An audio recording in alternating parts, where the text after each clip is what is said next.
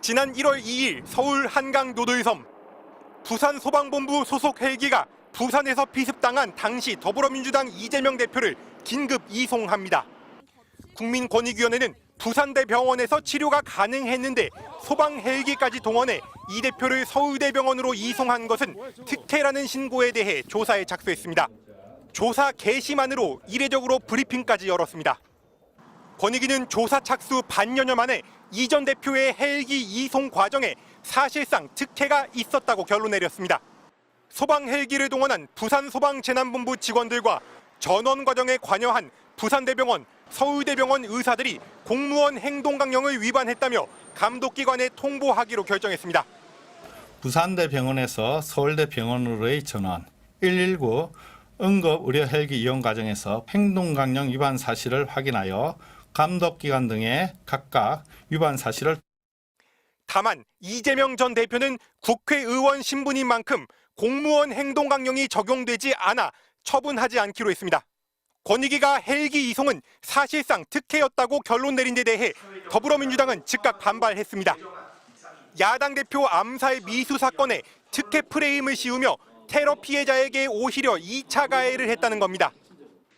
면죄부 특혜 조사에 대한 비난 여론을 야당 대표를 이용해 돌파하겠다니 권익위의 야비한 술책에 분노를 금할 수 없습니다. 더구나 지난주 참고인 조사를 한다고 통보한 뒤 불과 닷새 만에 결론까지 의결했다며 국회 현안 질의를 통해 졸속 조사 여부 등을 확인하겠다고 예고했습니다. MBC 뉴스 손하늘입니다. 나라를 위해 헌신하시는 영부인께 디올백 선물이 가능할까요? 300만 원 상당의 우리 전통 엿을 선물 드려도 문제가 되지 않을지 문의드립니다. 국민권익위원회 게시판에 올라온 질문입니다. 김건희 여사의 명품백 수수 사건을 종결 처리한 뒤 이런 조롱성 질문들이 쏟아졌는데 어제는 200건 정도던 것이 하루 만에 300건으로 100건 이상 늘었습니다. 질문이 폭주하자 권익위도 일제히 답변을 달았습니다. 권익위는 청탁금지법은 공직자의 직무와 관련이 없는 경우에는 배우자의 금품 수수를 제한하지 않는다고 답했습니다. 다만 금품 제공이 공직자의 직무와 관련이 있는지 여부 등이 고려돼야 한다고 적었습니다. 하지만 2년 전 권익위는 다른 취지의 답변을 내놨습니다. 권익위는 배우자는 공직자의 직무와 관련해 1회 100만 원을 초과하는 금품을 받을 수 없고 공직자는 이 경우 지체 없이 신고하거나 반환해야 한다며 금지 사실을 분명히 했습니다. 위반하면 3년 이하 징역 또는 3천만 원 이하 벌금에 처해진다는 처벌 조항까지 적었습니다. 같은 정부기관, 같은 게시판인데 직무와 관련해 받아서는 안 된다던 답변이 직무와 관계 없으면 받아도 괜찮다는 답변으로 뒤바뀐 겁니다. 달라진 건 권익위가 그 사이에 김 여사 명품백 수수 사건을 종결했다는 것뿐입니다. 야당 소속 정무위원들은 권익위가 반부패 청렴 주무부처라는 설립 취지를 정면으로 거스르고 있다고 성토했습니다.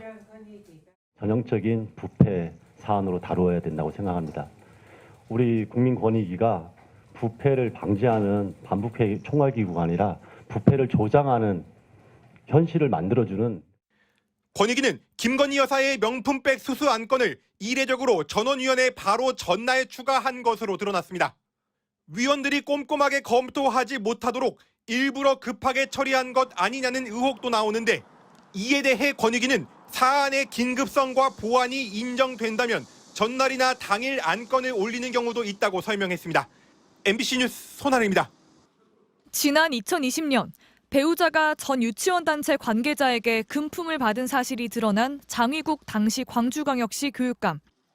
배우자가 받은 건 전복과 굴비, 달걀, 손지갑, 스카프 등 다 합쳐 40만 원 정도였습니다. 청탁금지법 위반으로 과태료 부과 대상이지만 장 교육감도 배우자도 처벌을 피했습니다. 배우자는 처벌 규정이 없어서입니다. 하지만 공직자였던 장 교육감은 다릅니다. 배우자가 금품을 받은 사실을 알 경우 소속 기관장에게 지체 없이 서면으로 신고해야만 처벌을 피할 수 있습니다. 그런데 장 교육감은 2019년 8월 아내의 금품 수수를 알고 난 직후 서면 신고한 것으로 확인됐습니다. 광주시 교육청 감사관실은 장 교육감의 서면 신고서 실물은 공개할 수 없지만 자진 신고용 양식에 따라 금품을 주고받은 사람의 인적 사항과 받은 금품 내용 등이 적힌 신고서를 받았다고 밝혔습니다. 기관장인 본인에게 신고를 해야 하는 상황이니 공공기관마다 법으로 정해놓도록 한 청탁금지 담당관에게 신고한 겁니다. 김건희 여사가 최재형 목사에게 받았다는 디올백과 샤넬 화장품, 위스키는 진품이라면 500만 원 정도 됩니다. 장전 교육감의 배우자가 받았던 금품 가액의 10배가 넘습니다. 이 금품들을 최 목사에게 돌려줬거나 윤석열 대통령이 장 교육감처럼 지체 없이 서면 신고했다면 문제될 게 없습니다. 최 목사는 돌려받은 적 없다고 답했습니다. 하지만 신고 여부는 확인되지 않고 있습니다. MBC는 청탁금지법 주무부처인 권익위원회에 대통령실이 지정한 청탁금지 담당관이 누구인지 물었지만 사흘째 답하지 않고 있습니다. 이시원 당시 대통령실 공직기강 비서관에게도 윤 대통령의 서면 신고 여부 등을 물었지만 답이 오지 않았습니다. 청탁금지법 서면 신고 의무를 어기면 3년 이하 징역 또는 3천만 원 이하 벌금형에 처해집니다. MBC 뉴스 구민지입니다.